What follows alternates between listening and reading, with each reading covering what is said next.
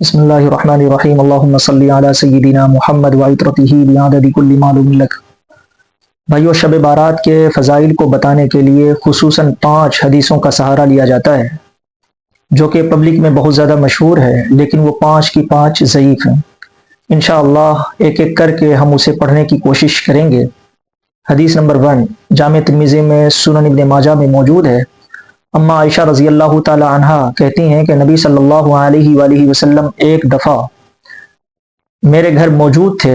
اس کے بعد نبی صلی اللہ علیہ وآلہ وسلم اٹھ کر باہر تشریف لے گئے، تو اما عائشہ رضی اللہ تعالی عنہ کہتی ہیں کہ میں بھی پیچھے گئی تو نبی صلی اللہ علیہ وآلہ وسلم بقیع قبرستان میں موجود دعائیں کر رہے تھے۔ اما عائشہ رضی اللہ تعالی عنہ کہتی ہیں کہ میں نبی صلی اللہ علیہ وآلہ وسلم سے پہلے ہی اپنے بستر پر آ کر لیٹ گئی۔ اس کے بعد نبی صلی اللہ علیہ وآلہ وسلم تشریف لائے تو نبی صلی اللہ علیہ وآلہ وسلم نے فرمایا، کیا تم نے یہ گمان کیا کہ اللہ اور اس کا رسول تم سے خیانت کریں گے؟ یعنی سانس چڑھا ہوا تھا تو نبی صلی اللہ علیہ وآلہ وسلم کو اندازہ ہو گیا کہ میرے پیچھے آئی تھیں۔ پھر نبی صلی اللہ علیہ وآلہ وسلم نے فرمایا کہ آج 15 شعبان کی رات ہے۔ 15 شعبان کی رات اللہ تعالی قبیلہ کلب کی بکریوں سے زیادہ لوگوں کی مغفرت فرما دیتا ہے۔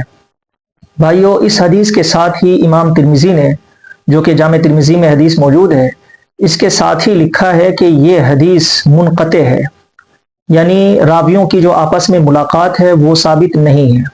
اور ساتھ ہی لکھا ہے کہ میں نے اپنے استاذ امام محمد بن اسماعیل بخاری سے اس حدیث کی تضعیف کرتے سنا ہے، یعنی یہ حدیث ضعیف ہے۔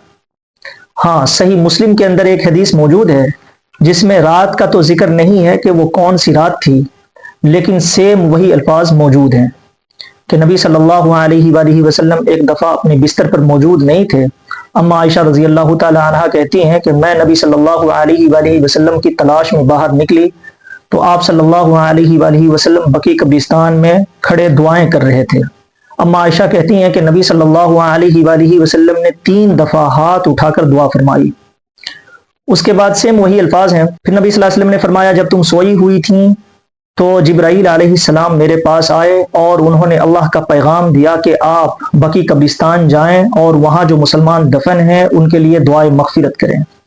تو بھائیو، یہ حدیث تو صحیح مسلم کے اندر ہے، لیکن اس میں رات کا کوئی ذکر موجود نہیں ہے۔ حدیث نمبر 2 شعب الایمان کے اندر موجود ہے۔ اما عائشہ رضی اللہ تعالی عنہا سے نبی صلی اللہ علیہ وآلہ وسلم نے فرمایا کہ آپ جانتی ہیں کہ نصف شعبان کی رات کیا واقع ہوتا ہے؟ تو اما عائشہ رضی اللہ تعالی عنہا نے کہا کہ اللہ کے نبی کیا واقع ہوتا ہے؟ تو نبی صلی اللہ علیہ وآلہ وسلم نے فرمایا کہ اس سال پیدا ہونے والے اور اس سال فوت ہونے والوں کے نام اس رات لکھ دیے جاتے ہیں، اور اسی رات اللہ تعالیٰ کی حضور نامہ اعمال بھی پیش کیے جاتے ہیں اور لوگوں کا رزق بھی لکھا جاتا ہے، یعنی تمام جو اہم فیصلے ہوتے ہیں وہ اسی رات میں ہوتے ہیں۔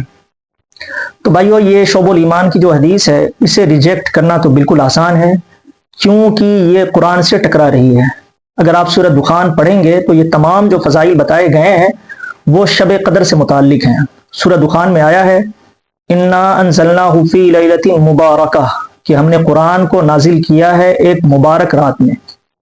پھر سورۃ القدر میں آیا ہے، انا انزلناہ فی لیلۃ القدر، کہ ہم نے قرآن پاک کو نازل کیا ہے لیلۃ القدر میں۔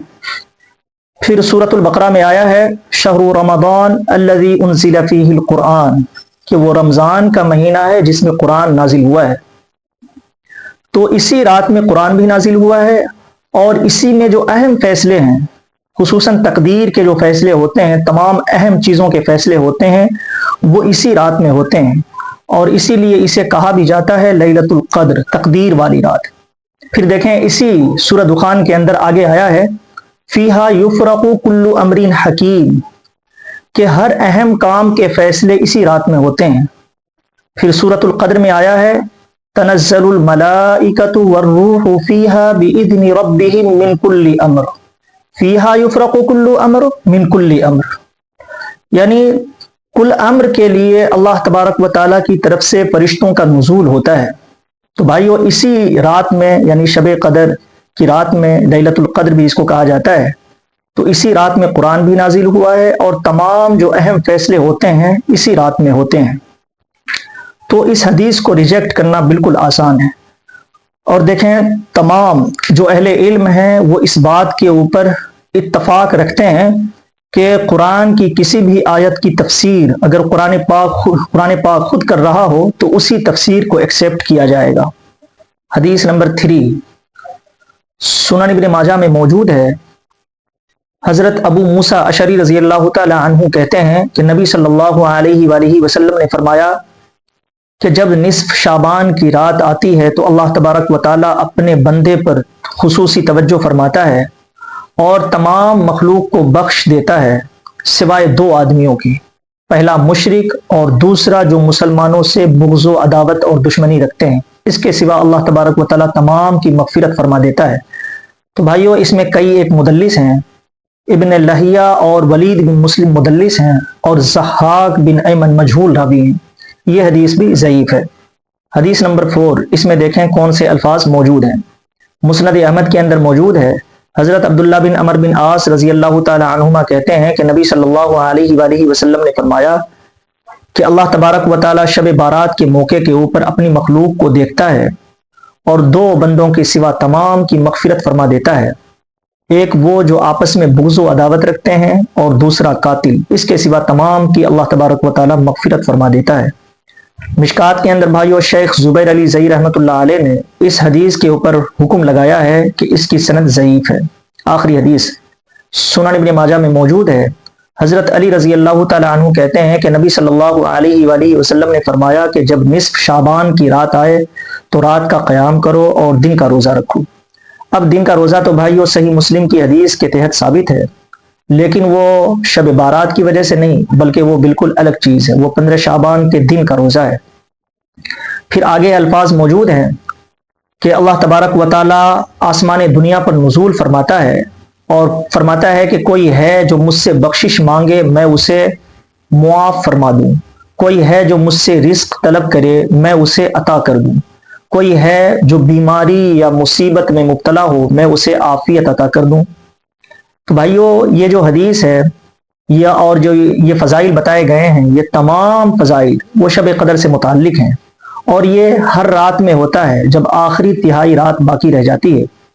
بھائیو اب یہ روایتیں اتنی زیادہ ہیں کہ بعض اہل علم کا یہ موقف ہے کہ اس کی کچھ نہ کچھ اصل موجود ہے. بعض مانتے ہیں بعض نہیں مانتے ہیں.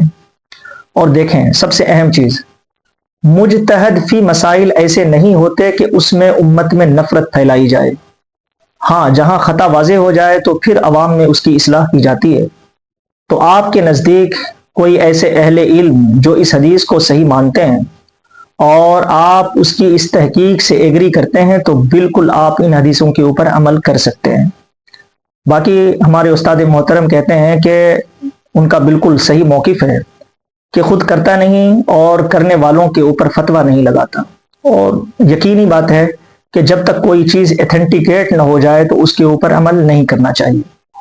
بعض لوگ کہتے ہیں کہ فضیلت میں اعمال میں ضعیف حدیثیں قبول کی جاتی ہیں اور اس کے اوپر عمل کیا جاتا ہے، احکام میں نہیں. تو بھائیو ضعیف حدیث بھی جو فضیلت میں قبول کی جائے گی اس کے لیے علماء نے ضابطہ بنایا ہے کہ اس کے اوپر عمل کرنے کی شرطیں رکھی ہیں کہ عمل وہی کرے گا ضعیف حدیثوں کے اوپر جو ان شرطوں کے اوپر پورا اترے گا. اور اس کے لیے پہلی شرط یہ ہے کہ جس کام کی فضیلت ہم بتا رہے ہیں وہ ہمارے دین میں پہلے سے وہ ثابت شدہ کام ہو، قرآن کی اس کے اوپر نص موجود ہو، نبی صلی اللہ علیہ وآلہ وسلم کی سنت ثابتہ ہو. پہلی شرط ہے. دوسری شرط ہے کہ نبی صلی اللہ علیہ وآلہ وسلم کی طرف اس کی نسبت نہ کی جائے، کیونکہ روایت کا ضعیف ہونا یہ خود دلالت کر رہا ہے کہ یہ بات آپ صلی اللہ علیہ وآلہ وسلم نے ارشاد نہیں فرمائی ہے. اور دیکھیں افضلیت کے باب میں ضعیف حدیثیں قبول کی جاتی ہیں، فضیلت کے باب میں نہیں. تو یہ شرطیں خود بتا رہی ہیں کہ علماء یہ کہہ رہے ہیں کہ بھائی آپ نے ضعیف حدیثوں کے اوپر عمل نہیں کرنا ہے.